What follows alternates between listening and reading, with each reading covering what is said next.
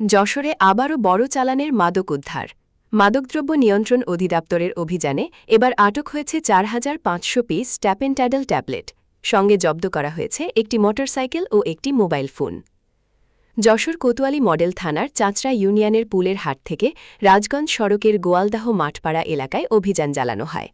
অভিযান পরিচালনা করে মাদকদ্রব্য নিয়ন্ত্রণ অধিদপ্তর।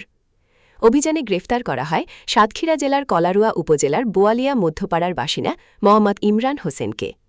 অভিযান সংশ্লিষ্ট সূত্র জানায়, তার ব্যবহৃত মোটরসাইকেলের সিটের নিচে বিশেষ কৌশলে লুকিয়ে রাখা হয়েছিল বিপুল পরিমাণ ট্যাপেনট্যাডল ট্যাবলেট।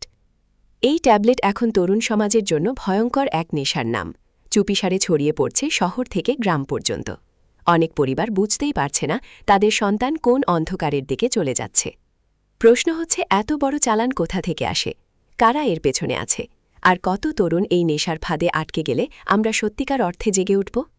মাদক শুধু একজন মানুষকে ধ্বংস করে না, ধ্বংস করে একটি পরিবার, একটি ভবিষ্যৎ, একটি সমাজ।